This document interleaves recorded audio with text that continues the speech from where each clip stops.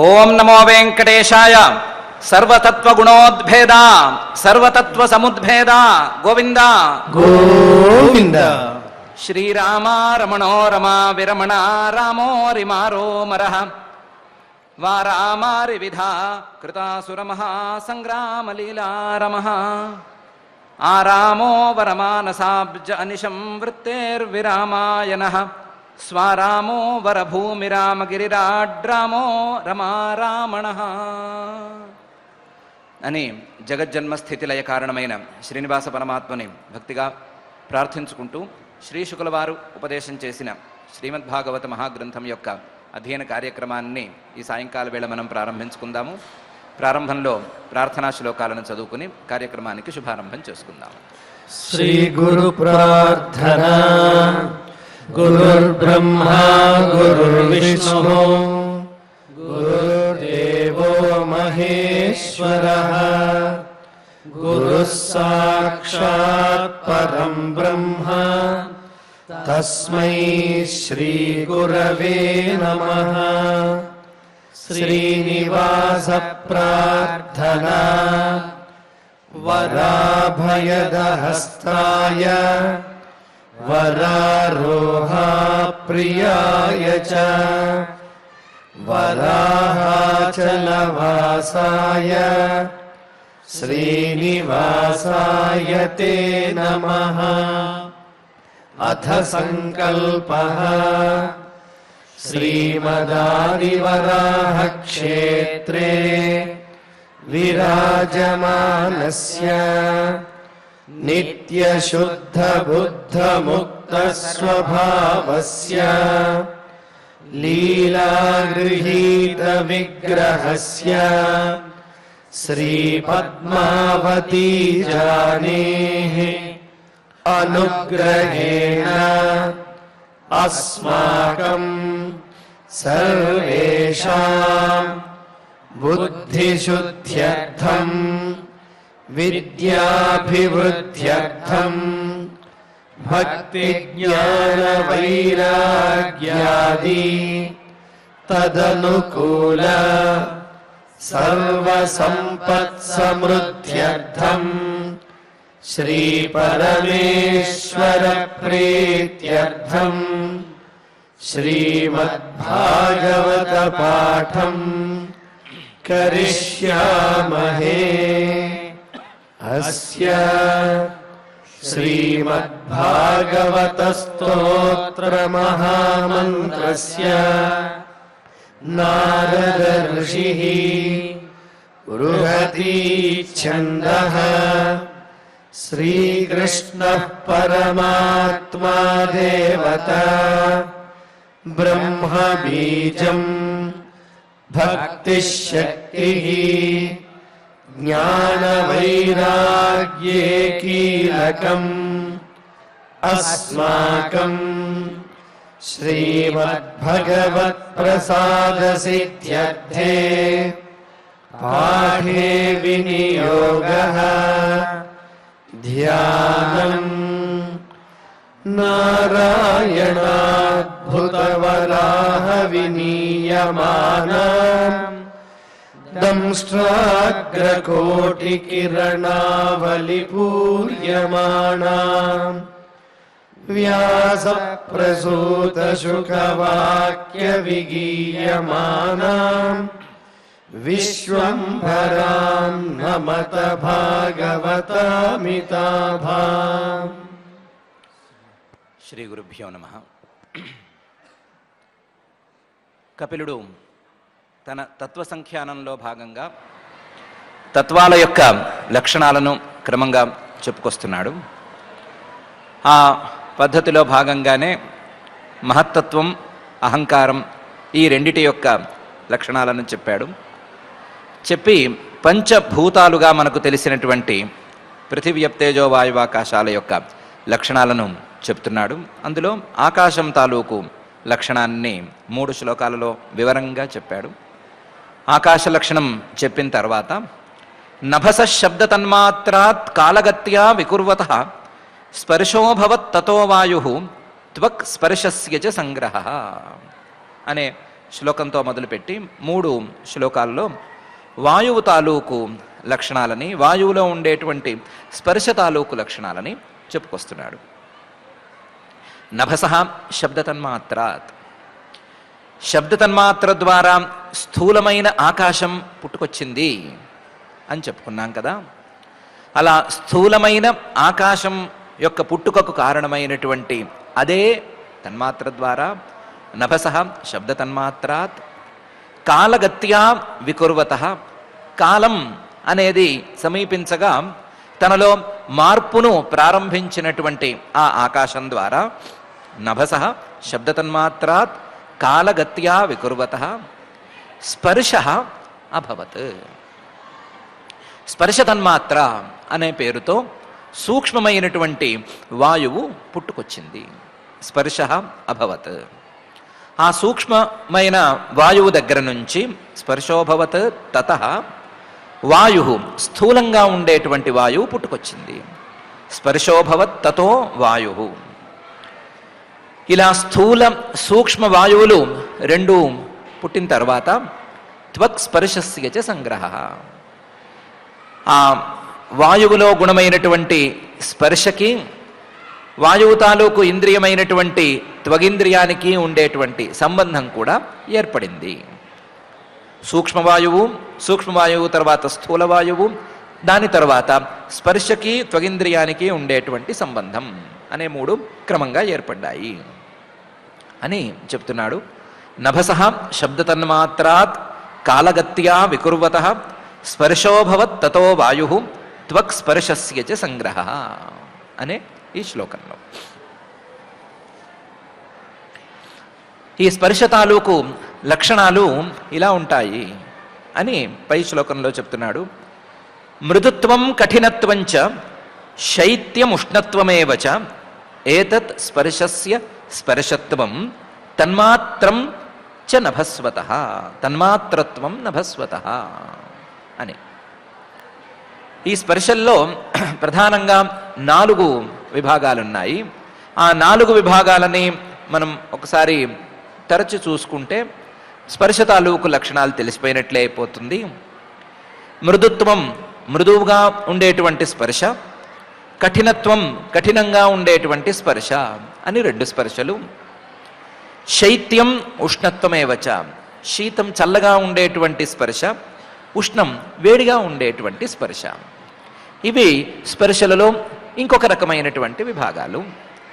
మృదుత్వం, కఠినత్వం, శీతంగా చల్లగా ఉండటం, అలాగే ఉష్ణం వేడిగా ఉండటం అనేది స్పర్శలలో ఉండేటువంటి విభాగాలు. వీటిని బట్టి స్పర్శ అంటే ఏంటో మనం తెలుసుకోవచ్చు.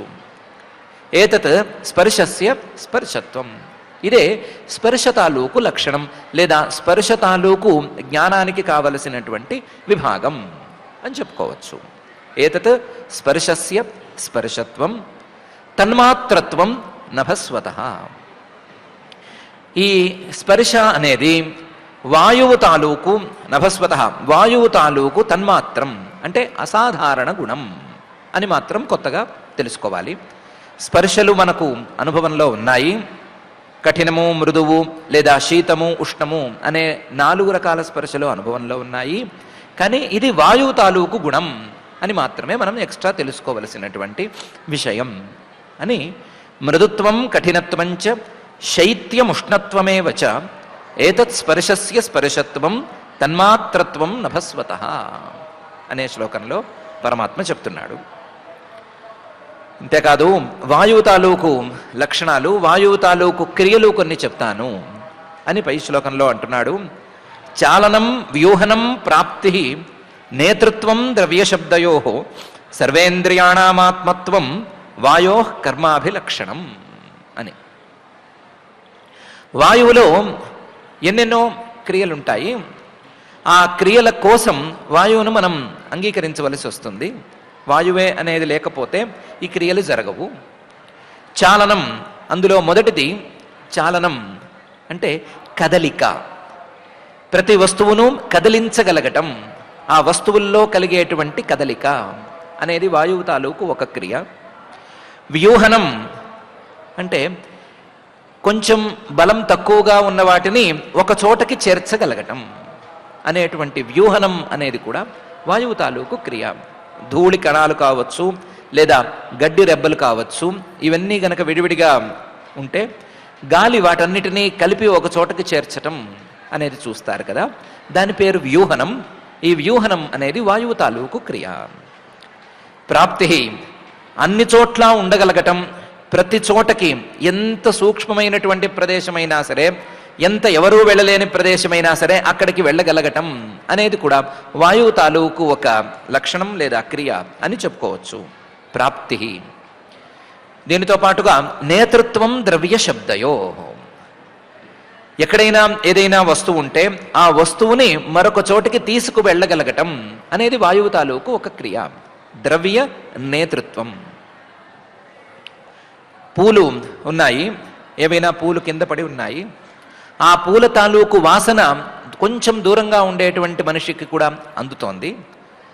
అలా అందుతోంది అంటే దాని అర్థం ఏమిటి అంటే, ఈ పూల తాలూకు సూక్ష్మమైనటువంటి అవయవాలను కొన్నిటిని వాయువు ఇక్కడి నుంచి మోసుకుంటూ వెళ్ళి ఆ వ్యక్తి తాలూకు నాసికారంధ్రాల వరకు చేరుస్తున్నాడు అనే కదా అర్థం.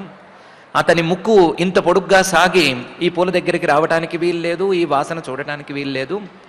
ఇక్కడి నుంచే కొన్ని సూక్ష్మావయవాలు, కంటికి కనిపించని అవయవాలైనా సరే క్రమంగా బయలుదేరి వెళ్ళి అతని ముక్కుకు చేరినాయి అని చెప్పుకోవాలి కదా. ఆ సూక్ష్మావయవాలను చేర్చింది ఎవరు అని ఆలోచిస్తే అది వాయువే అవ్వాలి అని తేలుతుంది. ఇది ద్రవ్య నేతృత్వం. ఈ ద్రవ్య నేతృత్వం అనేది వాయువులో ధూళికణాలని కదిలించినప్పుడు మనం ప్రత్యక్షంగానే చూస్తాము, లేదా ఒక చోటు నుంచి ఒక చోటకి కాగితాలు కానీ ఆకులు కానీ ఇలా ఎగురుతూ ఉన్నప్పుడు మనం ప్రత్యక్షంగా గమనిస్తాము. ఆ ప్రత్యక్షంగా మనం గమనించేటువంటి ద్రవ్య నేతృత్వం సూక్ష్మస్థాయిలో కూడా ఈ వాయువుకు ఉంటుంది అని ద్రవ్య నేతృత్వం అనే భాగంలో పరమాత్మ అంటున్నాడు.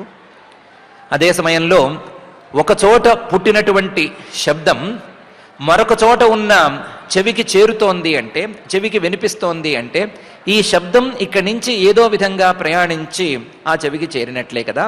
ఆ ప్రయాణం అనే విషయంలో ఎన్ని రకాల తగాదాలు ఉన్నా ఉండవచ్చు, కానీ ఒక చోట పుట్టిన శబ్దం మరొక చోట వినిపించాలి అంటే ఈ శబ్దం ఇక్కడి నుంచి అక్కడికి ప్రయాణం చేయాలి. ఆ ప్రయాణం అనేది వాయువు యొక్క అధీనంలో ఉంటుంది. వాయువు ఏ వైపు వీస్తూ ఉంటే, గాలి ఏ వైపు వీస్తూ ఉంటే ఆ వైపు ఈ శబ్దం అనేది తొందరగా ప్రయాణించటం అనేది చూస్తూ ఉంటాము. కాబట్టి శబ్ద నేతృత్వం అనేది వాయువు తాలూకు మరొక లక్షణం అని అంటున్నాడు. నేతృత్వం ద్రవ్య శబ్దయో అనే భాగంలో ఇది బయట ఉండేటువంటి వాయువు తాలూకు క్రియల సమాహారం అని చెప్పుకుంటే, శరీరం లోపల కూడా ఈ వాయువుకు చాలా పనులున్నాయి. ఆ పనుల్లో ఒక ప్రధానమైనటువంటి పని సర్వేంద్రియాణం ఆత్మత్వం అనే పని. సర్వేంద్రియాణం, ఈ శరీరంలో పనిచేసేటువంటి ఇంద్రియాలన్నిటికీ కూడా ఆత్మత్వం, ఆత్మలా నిలబడి వాటన్నిటికీ పుష్టిని ఇవ్వగలగటం, వాటికి కావలసినటువంటి శక్తిని అందించటం అనేది వాయువు తాలూకు పని. సర్వేంద్రియాణం ఆత్మత్వం. వాయువే గనక ఈ శరీరంలో లేకపోతే ఏ ఇంద్రియము పనిచేయటం అనేది జరగదు. వాయువే గనక ఈ శరీరంలో లేకపోతే ఈ శరీరంలో ఎక్కడో కడుపుకు చేరినటువంటి ఆహార పదార్థాలు అక్కడ అరిగి అక్కడి నుంచి శక్తి రూపంగా మారిన తరువాత ఆయా ఇంద్రియాలకు చేరటం అనేది జరగదు. తిన్న ఆహారం తాలూకు శక్తి ఇంద్రియాల వరకు వెళ్ళాలి అంటే దానికి వాయువు అనేటువంటి తోడు ఉండాలి. ఆ తోడు ఉన్నప్పుడే ఇంద్రియాల దాకా ఈ శక్తి వెళుతుంది. శక్తి వెళ్ళినప్పుడే ఆ ఇంద్రియాలు పనిచేస్తాయి. అందుకే ఆకలి ఎక్కువగా వేసినప్పుడో, నీరసం ఎక్కువగా ఉన్నప్పుడో కళ్ళు సరిగ్గా కనిపించేందుకు అవకాశం ఉండదు. మిగతా ఇంద్రియాలు కూడా పెద్దగా పనిచేయవు అని అందరికీ అనుభవంలో ఉంటుంది. దానికి కారణం ఇదే అవుతుంది అని సర్వేంద్రియాణం ఆత్మత్వం వాయో కర్మాభిలక్షణం అని పరమాత్మ అంటున్నాడు. అన్ని ఇంద్రియాలకు బలాన్ని ఇవ్వగలగటం అనేది వాయువు తాలూకు ఒక క్రియ. ఆ క్రియనే వాయువు యొక్క లక్షణంగా మనం చెప్పుకోవచ్చు అని. చాలనం వ్యూహనం ప్రాప్తి నేతృత్వం ద్రవ్యశబ్దయో సర్వేంద్రియాణామాత్మత్వం వాయో కర్మాభిలక్షణం అని ఈ శ్లోకంలో. ఇలా 3 శ్లోకాలలో స్థూల సూక్ష్మ వాయువుల్ని, అలాగే వాయువు తాలూకు స్పర్శల విభాగాలని, అలాగే వాయువు తాలూకు క్రియలని, వీటన్నిటి యొక్క లక్షణాలని, వీటన్నిటినీ చెప్పిన తర్వాత వాయో స్పర్శ తన్మాత్రాత్ రూపం దైవేరితాదభూత్ సముత్థితం తతస్తేజ చక్షు రూపోపలంబనం అనే శ్లోకంలో, పై శ్లోకంలో వాయువు ద్వారా తేజస్సు అనేటువంటి 3వ మహాభూతం పుట్టుకొచ్చింది అని చెప్తున్నాడు. వాయోశ్చ స్పర్శ తన్మాత్రాత్, స్పర్శ తన్మాత్ర ద్వారా పుట్టుకొచ్చినటువంటి వాయువు ద్వారా, లేదా మహావాయువుకు జనకమైనటువంటి స్పర్శ తన్మాత్ర ద్వారా రూపం, రూపతన్మాత్ర అనేటువంటి సూక్ష్మమైన తేజస్సు దైవేరితాత్ అభూత్, దైవం జీవుల తాలూకు అదృష్టం కలిసి రాగా అభూత్ పుట్టుకొచ్చింది. వాయోశ్చ స్పర్శ తన్మాత్రాత్ రూపం దైవేరితాత్ అభూత్ సముత్థితం తతస్తేజ. ఈ రూపతన్మాత్ర ద్వారా, రూపతన్మాత్ర పుట్టిన తరువాత అది స్థూలంగా మారుతున్నప్పుడు స్థూలమైనటువంటి తేజస్సు అనే ద్రవ్యం పుట్టుకొచ్చింది. సముత్థితం తతస్తేజ. ఈ స్థూల తేజస్సు అనేది పుట్టిన తర్వాత ఆ స్థూల తేజస్సులో రూపం అనేది సహజంగానే ఉండటం వలన రూపానికి ఇంతకు ముందే పుట్టినటువంటి చక్షుస్సుకి ఉండేటువంటి సంబంధం కూడా పుట్టుకొచ్చింది. చక్షు రూపోపలంబనం, చక్షురింద్రియానికి రూపానికి ఉండేటువంటి ఉపలబ్ధి సంబంధం అనేది పుట్టొచ్చింది అని. వాయోశ్చ స్పర్శ తన్మాత్రాత్ రూపం దైవేరితాదభూత్ సముత్థితం తతస్తేజ చక్షు రూపోపలంబనం అనే ఈ శ్లోకంలో పరమాత్మ చెప్తున్నాడు. ఈ తేజస్సు తాలూకు కొన్ని లక్షణాలను, తేజస్సు యొక్క అసాధారణ గుణమైనటువంటి రూపం తాలూకు లక్షణాలను పై శ్లోకాల్లో చెప్తున్నాడు. ద్రవ్యాకృతిత్వం గుణత వ్యక్తి సంస్థాత్వమేవ చ తేజస్త్వం తేజస సాధ్వి రూపమాత్రస్య వృత్తయః అనే శ్లోకంలో ఈ తేజస్సు లేదా రూపం దగ్గరకు వచ్చేసరికి సీన్ మొత్తం మారిపోతోంది. ఇంతకుముందు శబ్దము స్పర్శ అనే 2 కలిగినాయి కదా, అవి కలిగినప్పుడు ఉండే పరిస్థితుల కంటే ఈ రూపం దగ్గరకు వచ్చేసరికి పరిస్థితులు మారుతున్నాయి. ఆ మారినటువంటి పరిస్థితులలో ద్రవ్యాకృతిత్వం, ద్రవ్యం తాలూకు, ఒక వస్తువు తాలూకు ఆకారాన్ని తయారు చేయటం అనేది ఏర్పడుతోంది. శబ్దం ద్వారా కానీ స్పర్శ ద్వారా కానీ ఈ పని కాదు. స్పర్శ కనిపించినంత మాత్రాన, స్పర్శ తెలిసినంత మాత్రాన ఆ స్పర్శ కలిగినటువంటి వస్తువు యొక్క ఆకృతి లేదా ఆకారం అనేది మనకు తెలియదు. అదే రూపం అనేది ఇప్పుడు కొత్తగా పుట్టుకొచ్చిన తర్వాత ఈ రూపం ద్వారా వస్తువు యొక్క ఆకారం తెలుస్తోంది, వస్తువు యొక్క అవయవాల అమరిక ఇవన్నీ కూడా తెలుస్తున్నాయి. ఇది ద్రవ్యాకృతిత్వం అనేటువంటి లక్షణం. ఇది రూపానికే అసాధారణమైన లక్షణం. దీనికి తోడు గుణత. ఈ రూపం అనేది స్వతంత్రంగా తనంతట తాను కనిపించదు.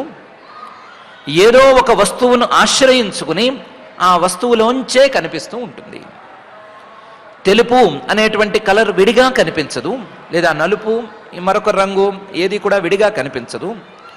ఈ రూపాలన్నీ కూడా, ఇవన్నీ కూడా ఏదో ఒక వస్తువుని ఆశ్రయించుకుని తెల్లగా ఉన్నటువంటి బట్ట లేదా నల్లగా ఉన్నటువంటి పువ్వు అని ఈ విధంగా కనిపిస్తూ ఉంటాయి. దీని తాలూకు గుణం గుణత అనేటువంటి గుణం.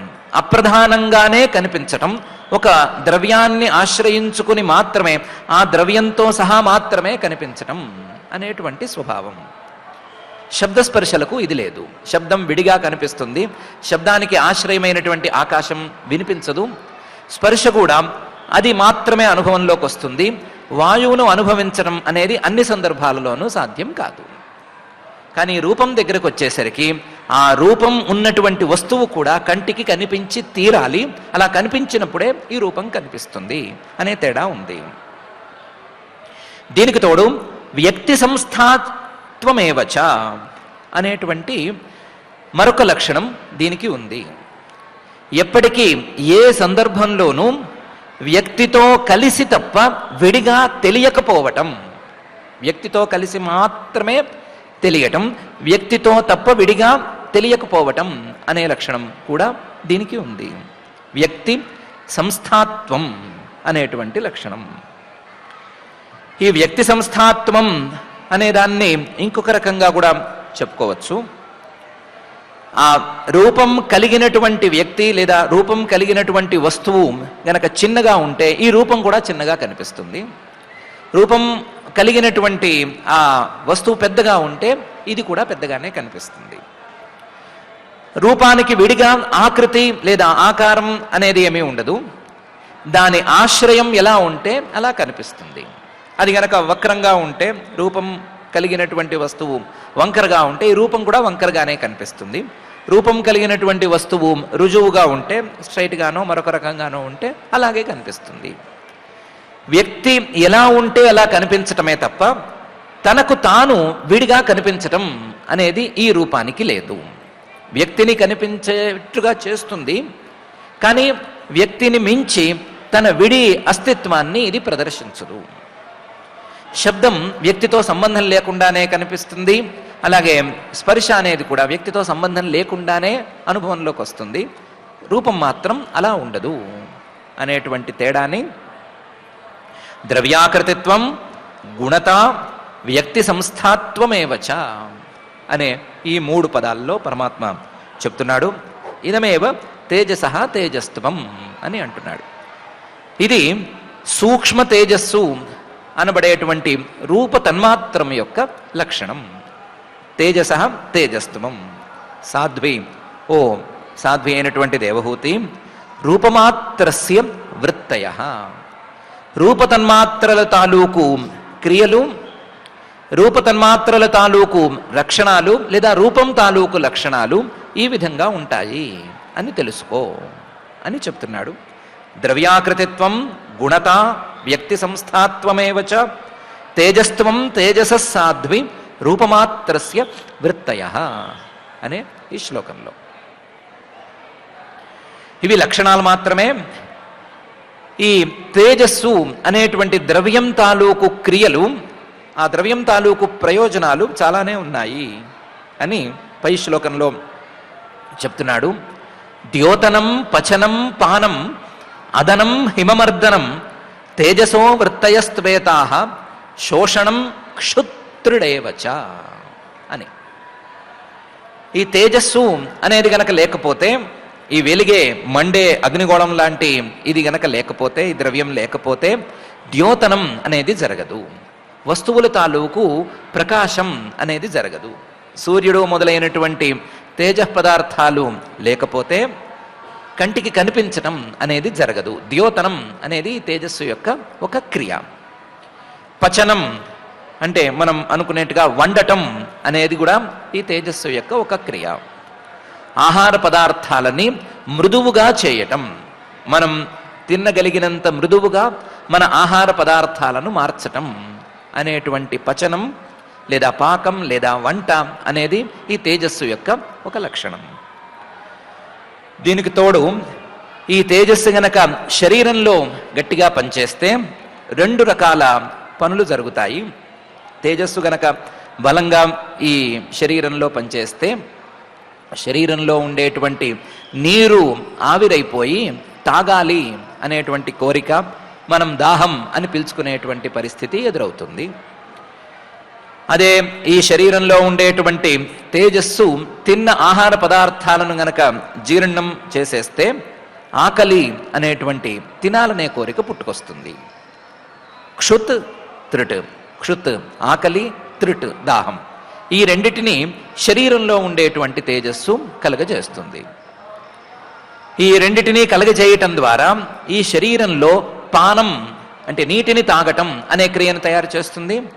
అలాగే అదనం, ఏదైనా ఆహారాన్ని తినటం అనే క్రియను కూడా ఇది తయారు చేస్తుంది. క్షుత్ త్రిట్ అనే రెండిటిని కలిగించి పానం అదనం అనే రెండు క్రియలను ఈ శరీరంలో తేజస్సు కలగజేస్తుంది. ఈ రెండూ కూడా తేజస్సు తాలూకు లక్షణాలు. హిమమర్దనం, చలిని పోగొట్టడం అనేటువంటి క్రియ ఈ తేజస్సుకు మాత్రమే ప్రత్యేకం. వాయువుకు కానీ మరే పదార్థానికి కానీ హిమమర్దనం అనేటువంటి క్రియా లక్షణం లేదు, అది తేజస్సుకు మాత్రమే లక్షణం. ఇవన్నీ తేజసో వృత్తయస్త్వేతాః, ఇవన్నీ కూడా తేజస్సు తాలూకు క్రియలు, తేజస్సు ద్వారా కలగవలసినటువంటి క్రియలు, తేజస్సు యొక్క లక్షణాలు అని పరమాత్మ చెప్తున్నాడు. వీటన్నిటికీ తోడు శోషణం, ఎండగట్టేయటం అనేది కూడా తేజస్సు తాలూకు క్రియే అనే విషయాన్ని కూడా చెప్తున్నాడు. శోషణం క్షుత్రుడేవచ అనే ఈ భాగంలో ద్యోతనం, పచనం, పానం అదనం, హిమమర్దనం, అలాగే శోషణం అనే 6 క్రియలు ఈ తేజస్సు యొక్క క్రియలు.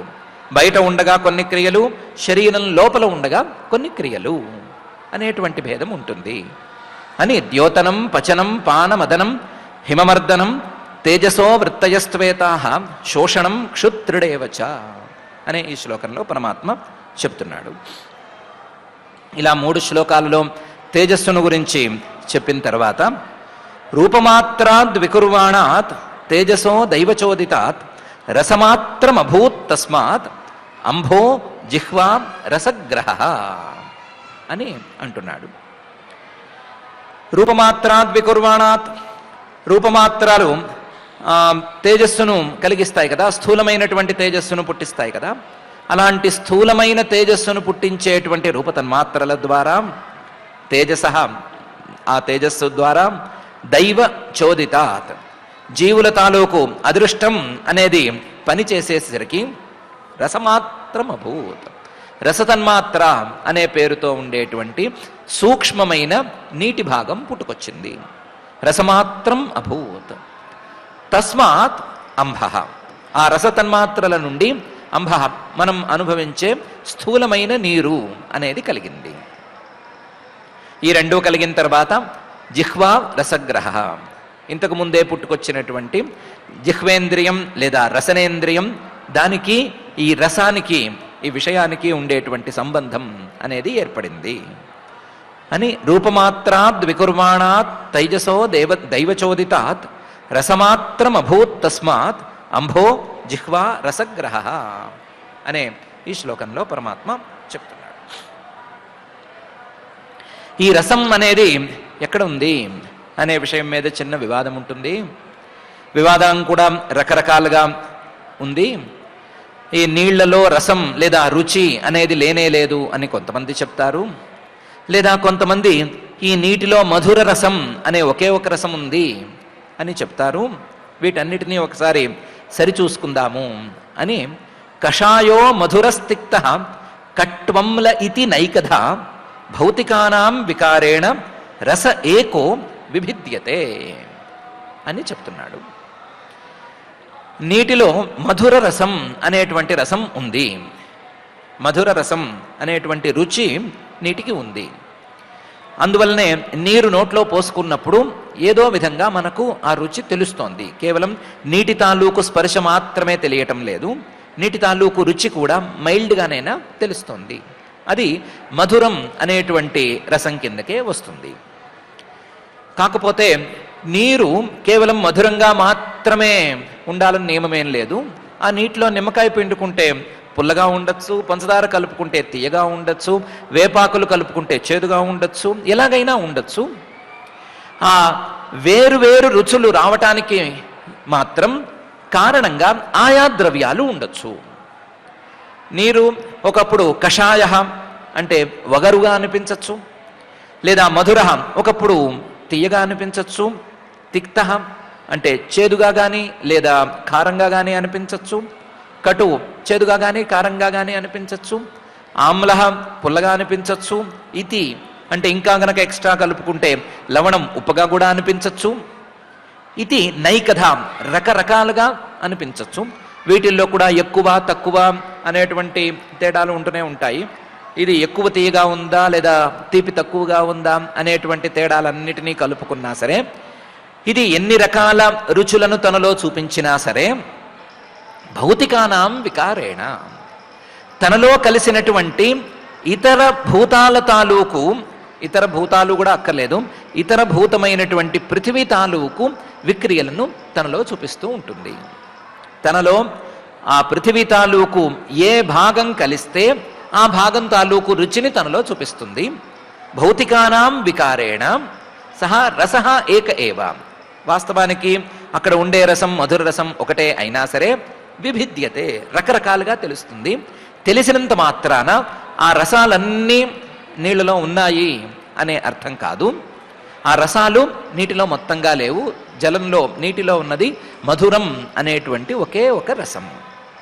మిగతా రసాలన్నీ, మనకు తెలిసే రసాలన్నీ పృథివీ తాలూకు రసాలు అవ్వాలి అని కషాయ మధుర తిక్త కట్వంల ఇతి నైకధ భౌతికానాం వికారేణ రస ఏకో విభిద్యతే అని పరమాత్మ చెప్తున్నాడు.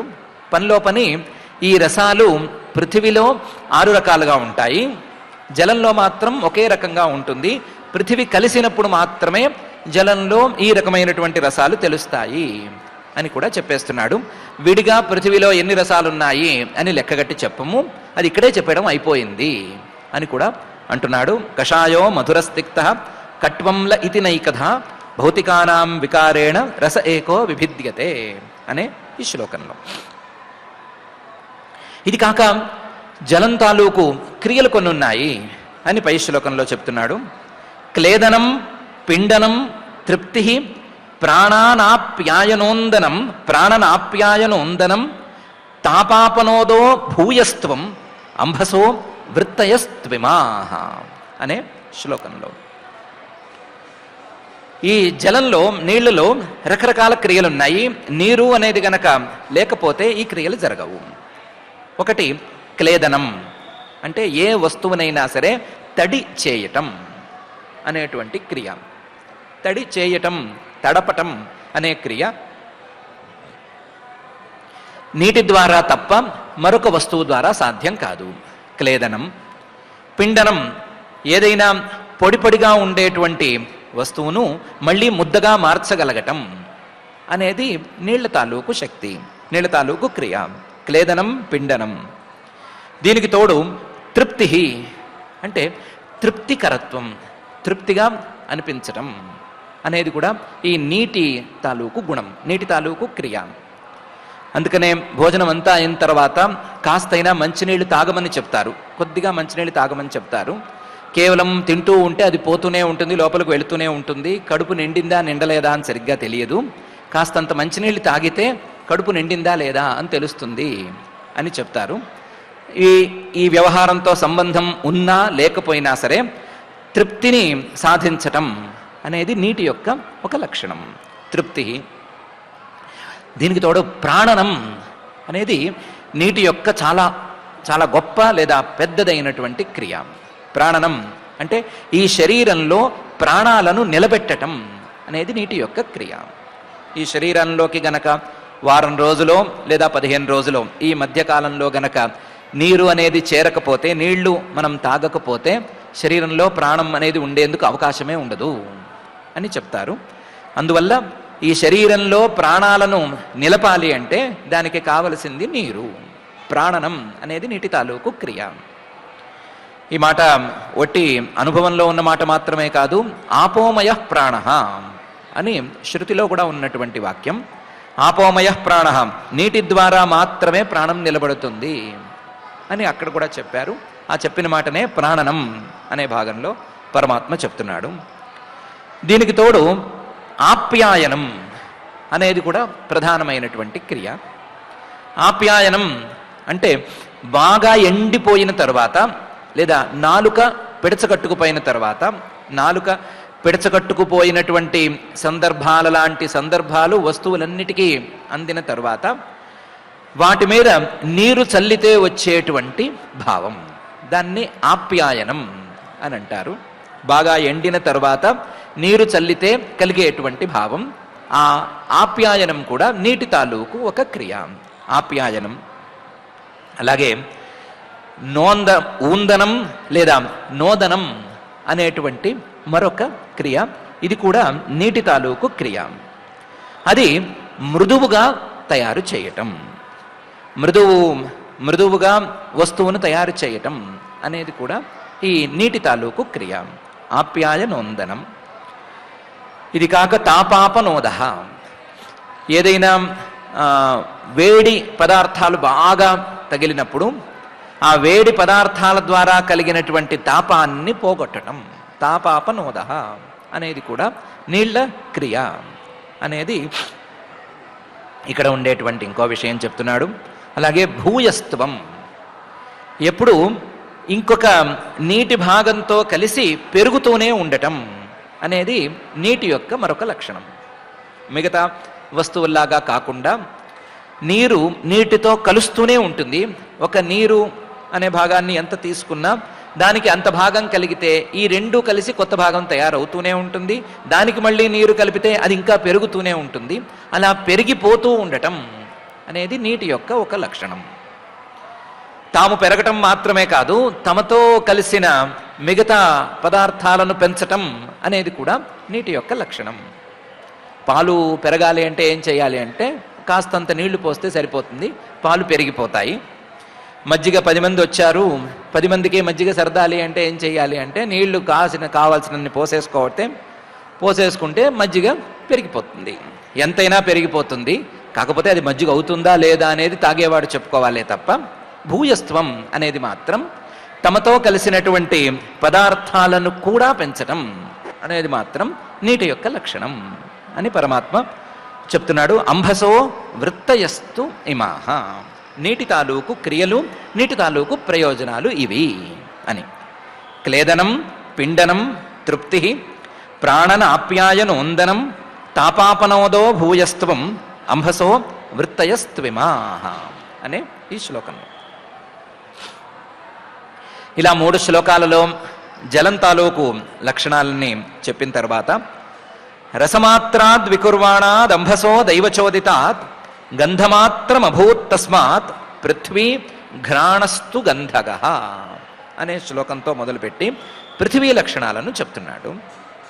రసమాత్రాద్ వికుర్వాణాద్ అంభసో దైవచోదితాత్, రసతన్మాత్ర ద్వారా పుట్టుకొచ్చినటువంటి ఈ జలం ద్వారా లేదా జలాన్ని పుట్టించినటువంటి రసతన్మాత్రల ద్వారా దానికి దైవచోదితాత్ జీవుల తాలూకు భోగాదృష్టం అనేది కలిసి వచ్చేసరికి గంధమాత్రం అభూత్, గంధతన్మాత్ర అనేటువంటి సూక్ష్మమైన పృథివీ భాగం పుట్టుకొచ్చింది.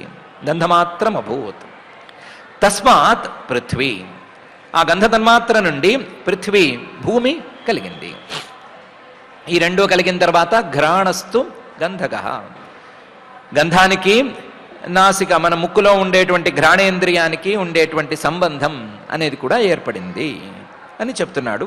రసమాత్రాద్ వికుర్వాణాత్ అంభసో దైవచోదితాత్ గంధమాత్రం అభూత్ తస్మాత్ పృథ్వీ ఘ్రాణస్తు గంధగః అనే ఈ శ్లోకంలో.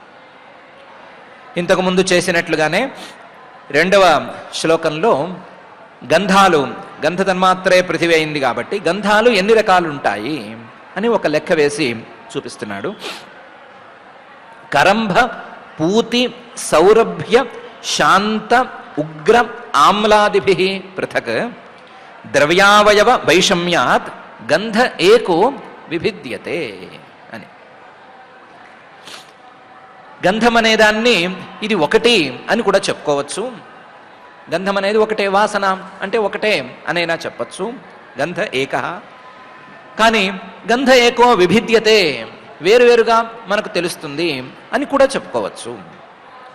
ఏ రకంగా మనకు తెలుస్తుంది అంటే కరంభ అంటే మిశ్ర గంధంగా తెలుస్తుంది.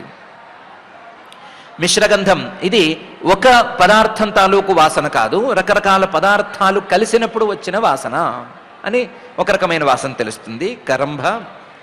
పూతి అంటే కుళ్ళు కంపు అని అనుకుంటాం కదా, అలాంటి దుర్గంధం అనే తీరులో కూడా కల్పిస్తుంది.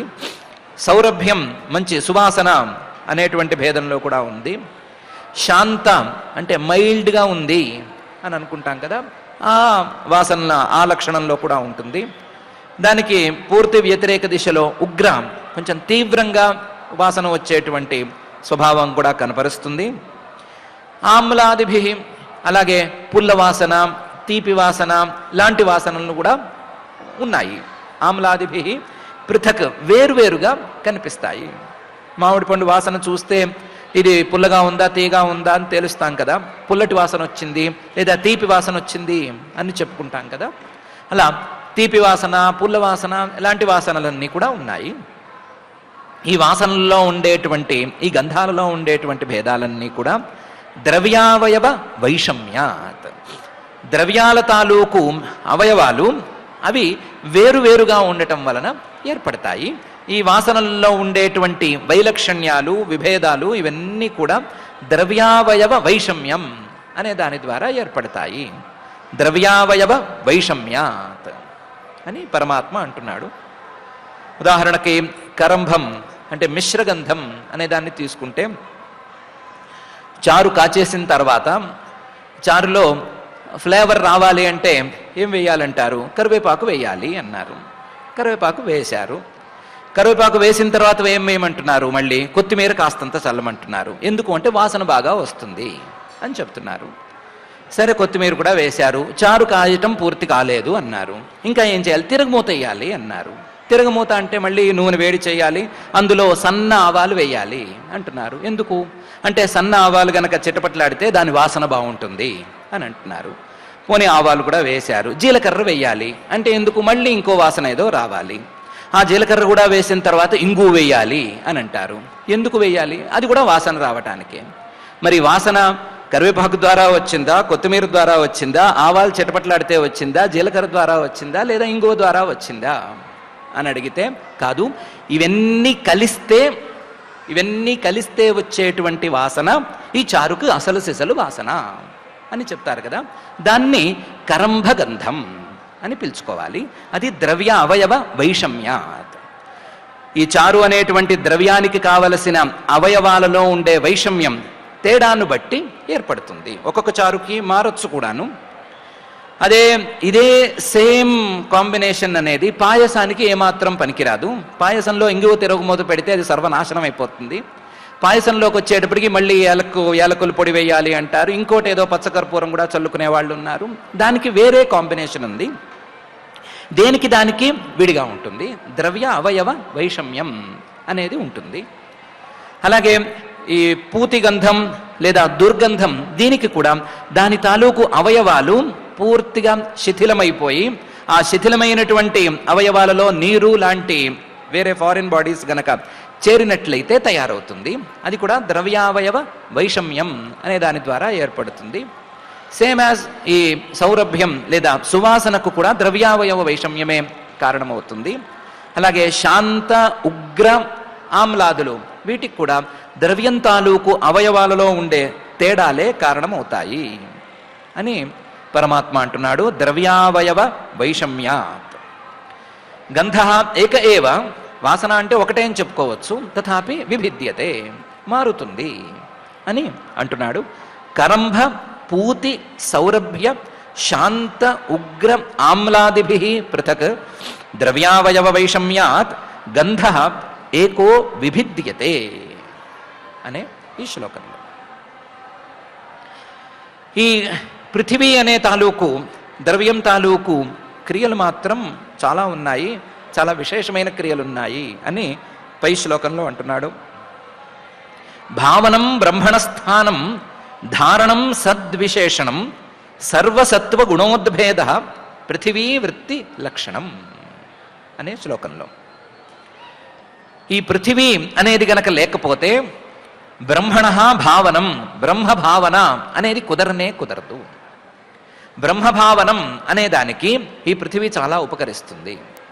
ఎలా ఉపకరిస్తుంది అంటే, ఈ పృథివీ కొంచెం కఠినంగా ఉంటుంది కదా. కఠినంగా ఉండేటువంటి ఈ పృథివీ రాళ్ళు, రప్పలు లాంటి రూపంలో కూడా ఉంటుంది. అందులో ఏదైనా రాయిని ప్రతిమగా మలిచినప్పుడు ఆ ప్రతిమ మీద కాస్తంత మనస్సుకు ఏకాగ్రత కలిగేందుకు అవకాశం ఉంటుంది. ఏకాగ్రత కలగాలి అనే ఆశ ఉన్నవారికి, ఏకాగ్రత కలగటానికి అవకాశాలు లేని వారికి ఏకాగ్రతను ఇది కలిగిస్తుంది. ఇలా ఏకాగ్రతను కలిగించడం ద్వారా ఆ ప్రతిమ మీద బ్రహ్మభావనను పెంచుతుంది. అలాంటి బ్రహ్మభావన పెరగటానికి ఈ పృథివీ అనేది చక్కగా తోడ్పడుతుంది. పృథివీలో ఉండేటువంటి విశేషాల ద్వారా తయారైనటువంటి ప్రతిమ మొదలైనటువంటి వస్తువులు బ్రహ్మభావనను తొందరగా తెచ్చిపెడతాయి. చేసుకోదలుచుకుంటే జలంలో కూడా బ్రహ్మభావన చేసుకోవచ్చు, తేజస్సులో బ్రహ్మభావన చేసుకోవచ్చు. కానీ సులభంగా తొందరగా అందదు. పృథివీ భాగాల ద్వారా మాత్రం తొందరగా అందుతుంది అని భావనం బ్రహ్మణ అనేటువంటి భాగంలో పరమాత్మ చెప్తున్నాడు. దీనికి తోడు స్థానం, తనతో పాటు ఉండేటువంటి మిగతా భూతాలకు స్థానాన్ని కల్పించగలగటం అనేది కూడా పృథివీ తాలూకు లక్షణం.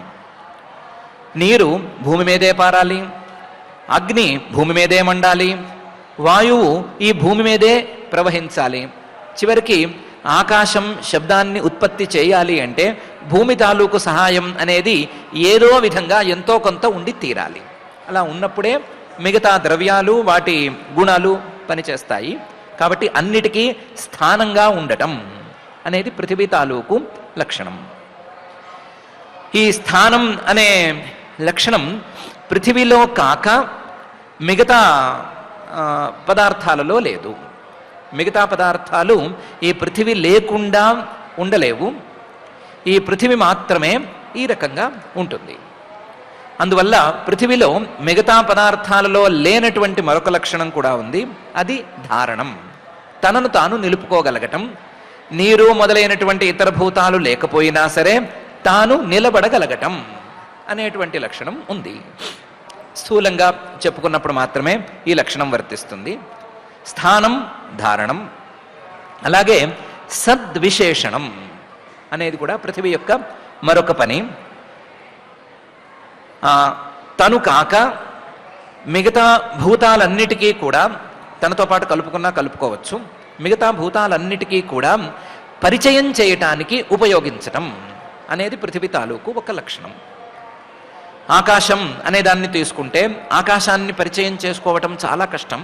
అది ఖాళీ అనే రూపంలో ఉంటుంది కాబట్టి ఖాళీ అనేది కంటికి కనిపించదు, అలాగే మనస్సుకు కూడా తొందరగా ఎక్కదు.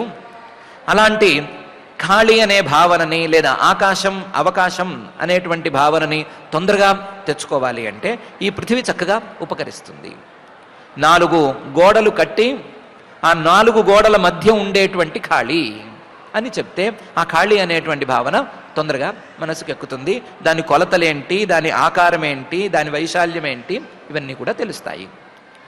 ఈ 4 గోడలు అనేది పృథివీ భాగం అయితే గోడల్ని మట్టితోనో ఇంకొక దాంతోనో కట్టాలి కాబట్టి ఆ పృథివీ భాగం ద్వారా ఈ ఖాళీ అనేటువంటి ఆకాశం యొక్క పరిచయం అనేది ఏర్పడుతుంది. దాన్ని సద్విశేషణం అని చెప్పుకోవచ్చు.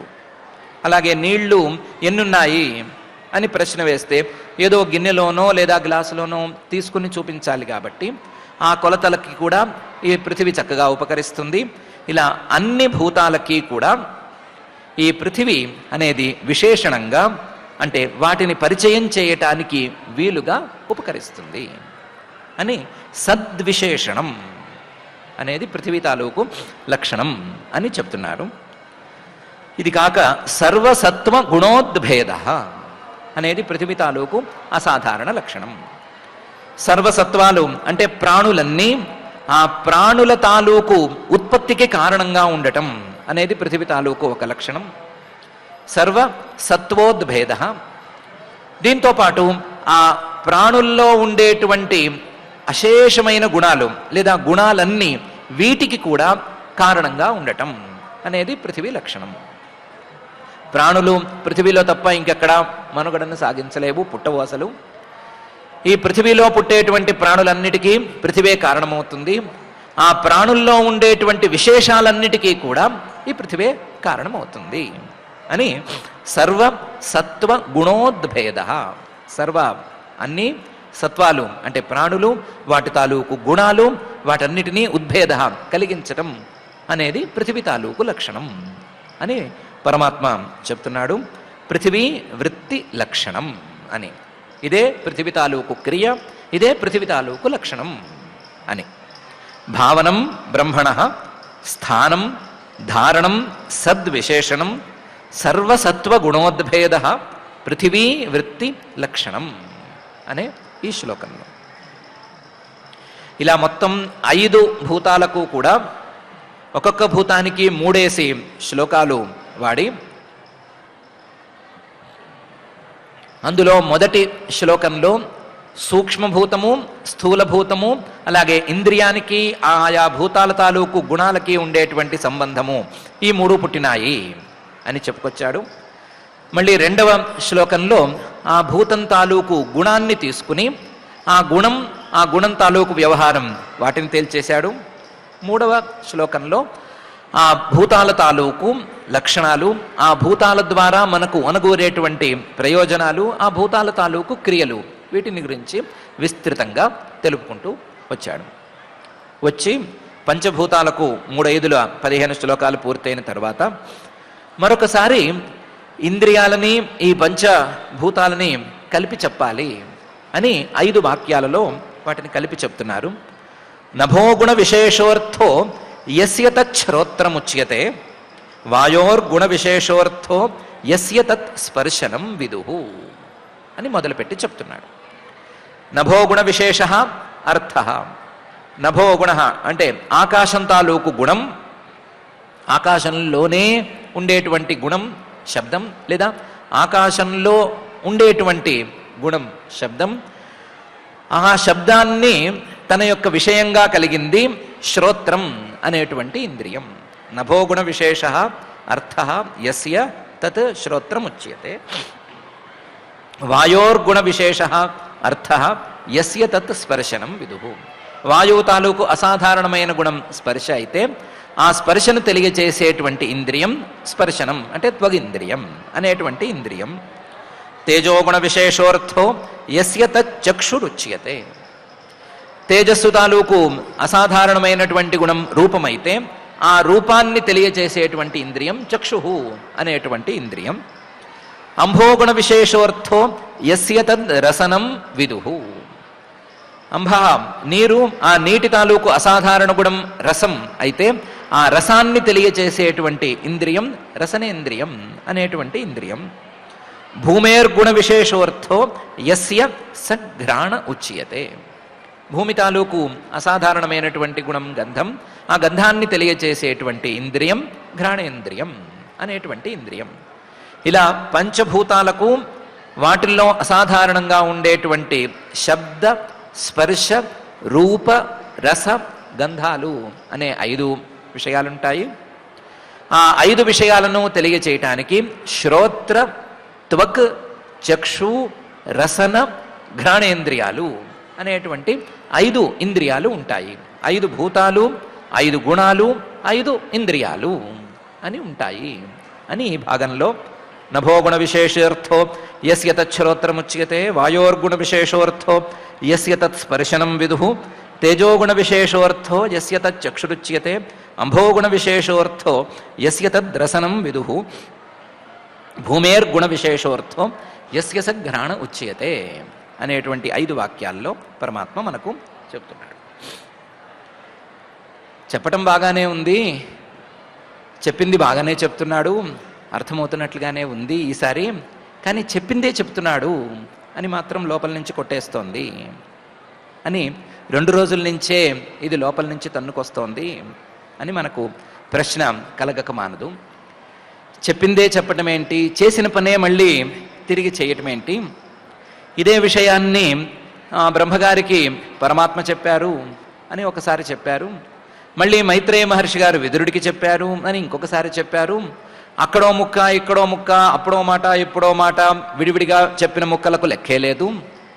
ఇలా 2 సార్లు గట్టిగా చెప్పిన దాన్ని, మళ్ళీ అక్కడ ముక్కలు ఇక్కడ ముక్కలు చెప్పిన దాన్ని మళ్ళీ వివరంగా చెప్పి చాలా ఓర్పుగా 3 శ్లోకాలు చొప్పున కేటాయించుకుంటూ చెప్పుకుంటూ రావటం అనేది ఎందుకు? చేసిన పని మళ్ళీ చేయటం ఎందుకు అనేది మన ప్రశ్న. 2 రోజుల నుంచి కొట్టేస్తున్నటువంటి ప్రశ్న. కానీ ఈ ప్రశ్నను మనం పరమాత్మను చూసి వేయగలమా అనేది మరొక ప్రశ్న. ఎందుకంటే చేసిన పని మళ్ళీ చేయకూడదు అనే నియమం ఏమన్నా మనకుందా? ఒకసారి చేసిన పని మరొకసారి చేయటం లేదా? ఒకరోజు తిన్న తిండి ఆ రోజుతో సమాప్తమైనా మళ్ళీ మరుసటి రోజున తిండి అనే మాటే లేకుండా ఉందా? ఒకరోజు తాగింది మళ్ళీ ఇంకో రోజు తాగట్లేదా? చేసిన పని మళ్ళీ చేయటం అనేది జరగటం లేదా అనేది ప్రశ్న. పోనీ చేసిన పని మళ్ళీ చేయటం లేదు, ఒకసారి జరిగిపోయిన పని మళ్ళీ జరిగిపోయినట్లే, అది జరిగిపోయింది. కొత్తగా చేసే పనిలో ఏదైనా కొత్తదనాన్ని కోరుకుంటున్నాము. రోజు అన్నం తింటూనే ఉన్నాం, కానీ రోజు సేమ్ పదార్థాలు వాడము తినము. ఒక రోజు బీరకాయ కూర ఉంటుంది, ఇంకో రోజు బెండకాయ కూర ఉంటుంది, ఒకరోజు చారు ఉంటుంది, ఇంకో రోజు సాంబారు ఉంటుంది. పక్కనుండే పదార్థాలు మారుతాయి. ఆ పదార్థాలు మారటం వలన ఈ తినే అన్నం ఒకటే అయినా, చేసే పని ఒకటే అయినా అందులో మార్పు వస్తుంది అని మనం చెప్పే మాట అయితే, పరమాత్మ కూడా అక్కడ చెప్పిన దానికి ఇక్కడ చెప్పిన దానికి మార్పు ఏముందో జాగ్రత్తగా చూసుకోవచ్చు. అక్కడ చెప్పింది వేరే తీరులో చెప్పటం అనేది, ఇక్కడ మాత్రం లక్షణాలు, ఆ లక్షణాల ద్వారా పదార్థాలను పరిచయం చేసుకోవటం, పదార్థాలను పరిచయం చేసుకోవటం ద్వారా తత్వాలను లెక్కగట్టుకోవటం ద్వారా ఈ తత్వాలతో సంబంధం లేనటువంటి పరమాత్మ స్వరూపాన్ని అందుకోగలగటం అనేటువంటి తీరులో. కాబట్టి మార్పు అనేది తప్పనిసరిగా ఉంది. మార్పు తప్పనిసరిగా ఉన్నప్పుడు చేసిన పని తిరిగి చేస్తే తప్పులేదు అని మీరే చెప్పారు. కాబట్టి ఇవి మళ్ళీ పునః ప్రస్తావన చేయటం అనేది తప్పు కాదు అని పరమాత్మ సమాధానం చెప్పవచ్చు. అసలు పరమాత్మ చేసేటువంటి ఉపదేశాల్లో మళ్ళీ చెప్పటం, మళ్ళీ చెప్పటం, తిరిగి కొంచెం కోణాలను మార్చి చెప్పటం అనేది చాలా ప్రధానమైనటువంటి తీరుగా మనకు కనిపిస్తోంది. ఉదాహరణకు వేదంలో, అందులోనూ తైత్తిరీయ శాఖలో చతుర్హోతృ మంత్రాలు లేదా హోతృ మంత్రాలు అనే పేరుతో కొన్ని మంత్రాలు ఉన్నాయి. ఆ మంత్రాలను ఉపపాదన చేసేటప్పుడు ఈ మంత్రాలు ఉద్భవించాయి, ఈ మంత్రాల తాలూకు ప్రయోజనాలు ఇవి, ఈ మంత్రాల తాలూకు దేవతలు వీళ్ళు, లేదా ఈ మంత్రాలతో ఈ క్రియలు చేయొచ్చు, లేదా ఈ మంత్రాలతో పాత వాళ్ళు ఇలా సాధించారు, అసలు బ్రహ్మగారికి సృష్టికి ఈ మంత్రాలు ఇలా ఉపయోగించాయి అనే తీరులో రకరకాల మాటలలో సుమారుగా 20 నుంచి 25 విధానాలలో ఆ హోతృ మంత్రాలనే ప్రస్తావన చేయటం. ఆ హోతృ మంత్రాలను ప్రస్తావన చేసేటప్పుడు గ్యాప్ కూడా లేకుండా ఒకదాని తర్వాత ఒకటి ముందు దానితో సంబంధం లేనట్లుగా చెప్పటం అనేది వేదంలో కనిపిస్తూనే ఉంది. కాబట్టి ఒకే విషయాన్ని మళ్ళీ ప్రస్తావన చేయటం, ప్రస్తావన చేసేటప్పుడు చిన్న మార్పులు చేయటం, ఆ మార్పుల ద్వారా అందులో ఉండేటువంటి కొత్త కోణాలను పరిచయం చేయటం, దాన్ని కొత్తగా అర్థం చేసుకోవటానికి దారి చూపించటం అనేది పరమాత్మ యొక్క ఒక తీరుగా మనకు కనిపిస్తోంది. కాబట్టి ఆ తీరు ప్రకారం చూసుకుంటే ఈ సృష్టి ప్రక్రియను లేదా ఈ తత్వాలను లెక్కగట్టే ప్రక్రియను మళ్ళీ చేసి చూపించడంలో తప్పేమీ లేదు అని అనిపిస్తోందితో పాటుగా ఈ మాట ఎక్కువసార్లు మళ్ళీ చెప్తున్నారేంటి అని అడిగితే ఒక ప్రమాదం కూడా వస్తుందేమో అనే భయం కూడా ఉంది. మళ్ళీ చెప్తున్నారు అంటున్నారు కదా, మరి పాతవి ఏమైనా గుర్తున్నాయా, వాటికి ఏమైనా టెస్ట్ పెడితే ఎవరైనా రాస్తారా అని అడిగితే సమాధానం మనం ఏం చెప్పుకోగలము అనేటువంటి భయంగా కూడా ఉంది. కాబట్టి వీటన్నిటినీ దృష్టిలో ఉంచుకుని ఇక్కడ పదార్థాలను పరిచయం చేసినటువంటి కొత్త కోణాన్ని మనసులో ఉంచుకుని ఇదేమీ పునరుక్తి కాదు అనేటువంటి భావనతో ఈ భూతాల యొక్క లక్షణాలను, అలాగే పదార్థాల యొక్క తత్వాల యొక్క గణనను, వీటిని మనం జాగ్రత్తగా అర్థం చేసుకుందాం. వీటి ద్వారా మనం అందుకోవలసినటువంటి తత్వం ఏమిటి, మనం తెలుసుకోవలసినటువంటి తత్వం ఏమిటి అనే విషయం మీద మనం జాగ్రత్త వహిద్దాం. మనల్ని అలా జాగ్రత్తగా నడిపించవలసిందిగాను, మళ్ళీ చెప్పినా పర్వాలేదు, అసలు విషయం అర్థమయ్యేంత వరకు మాత్రం చెప్పవలసిందిగాను ఆ జగజ్జన్మస్థితి లయ కారణమైనటువంటి శ్రీనివాస పరమాత్మని భక్తిగా ప్రార్థన చేసుకుందాం. ఇక పారాయణ కార్యక్రమాన్ని ప్రారంభించుకుందాం. తొందరగా పారాయణ కార్యక్రమాన్ని ప్రారంభించుకోవాలి, తొందరగా వెళ్ళి మనం టపాకాయలు లాంటివి కొట్టుకోవాలి, దీపావళి లాంటి కార్యక్రమం ఉంది కాబట్టి తొందరగా పారాయణ కార్యక్రమాన్ని చేసుకుందాం. ఓం నమో వెంకటేశాయ. ఈరోజు పారాయణలో భాగంగా భాగవతంలో తృతీయ స్కంధంలో 26వ అధ్యాయంలో 35వ శ్లోకం దగ్గర నుంచి పారాయణ చేసుకుందాం. अथ अथ श्रीमद्भागवते पारमहंस्यां संहितायां तृतीयस्कन्धे षड्विंशाध्याये श्लोकाः नभसः शब्दतन्मात्रात् कालगत्या विकुर्वतः स्पर्शो भवत्ततो वायुः त्वक्स्पर्शस्य च संग्रहः मृदुत्वं कठिनत्वं च शैत्यमुष्णत्वमेव च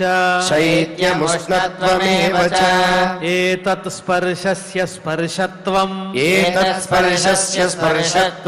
तन्मात्रत्वं नभस्वतः चालनं व्यूहनं प्राप्तिः नेतृत्वं द्रव्यशब्दयोः सर्वेन्द्रियाणामात्मत्वं वायोः कर्माभिलक्षणं वायोश्च स्पर्शतन्मात्रात् रूपं दैवेरितादभूत् समुत्थितं ततस्तेजः चक्षुरूपोपलम्भनम् द्रव्याकृतित्वं गुणता व्यक्तिसंस्थात्वमेव च तेजस्त्वं तेजसः साध्वी रूपमात्रस्य वृत्तयः द्योतनं पचनं पानम् अदनं हिममर्दनम् द्योतनं पचनं पानमदनं हिममर्दनम् तेजसो वृत्तयस्त्वेताः शोषणं क्षुत्रुडेव च रूपमात्राद्विकुर्वाणात् तेजसो दैवचोदितात् रसमात्रमभूत्तस्मात् अम्भो जिह्वारसग्रहः कषायो मधुरस्तिक्तः कट्वं ल इति नैकथा भौतिकानां विकारेण रस एको विभिद्यते क्लेदनं पिण्डनं तृप्तिः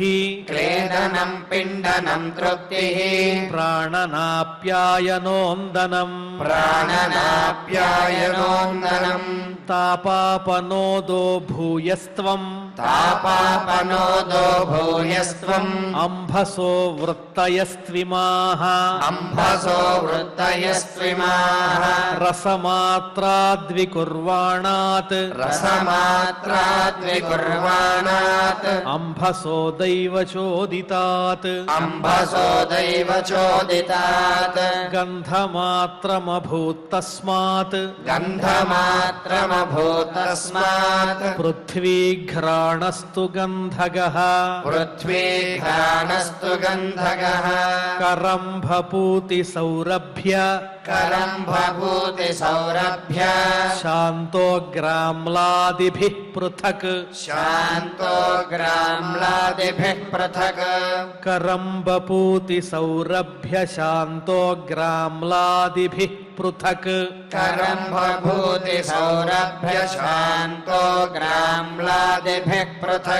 द्रव्यावयववैषम्यात् गन्ध एको विभिद्यते गन्ध एको विभिद्यते भावनं ब्रह्मणस्थानं भावनं ब्रह्मणस्थानं धारणं सद्विशेषणं धारणं सद्विशेषणं सर्वसत्त्वगुणोद्भेदः सर्वसत्त्वगुणोद्भेदः पृथिवीवृत्तिलक्षणं पृथिवीवृत्तिलक्षणं नभो गुणविशेषोऽर्थो नभो गुणविशेषोऽर्थो यस्य तच्छ्रोत्रमुच्यते यस्य तच्छ्रोत्रमुच्यते वायोर्गुणविशेषोऽर्थो वायोर्गुणविशेषोऽर्थो यस्य तत्स्पर्शनं विदुः यस्य तत्स्पर्शनं विदुः तेजो गुणविशेषोऽर्थो तेजो गुणविशेषोऽर्थो यस्य तच्चक्षुरुच्यते यस्य तच्छक्षुरुच्यते अम्भो गुणविशेषोऽर्थो अम्भो गुणविशेषोऽर्थो यस्य तद्रसनं विदुः यस्य तद्रसनं विदुः भूमेर्गुणविशेषोऽर्थो भूमेर्गुणविशेषोऽर्थो यस्य सघ्राण उच्यते यस्य सघ्राण उच्यते इति इति श्रीमद्भागवते श्रीमद्भागवते पारमहंस्यां संहितायां पारमहंस्यां संहितायां तृतीयस्कन्धे तृतीयस्कन्धे षड्विंशाध्याये श्लोकाः षड्विंशाध्याये श्लोकाः పారాయణ కార్యక్రమాన్ని భక్తి శ్రద్ధలతో పరిపూర్ణం చేసుకున్నాం. ఇప్పుడు అందరం కలిసి క్షమా ప్రార్థనాదులు పలుకుదాం.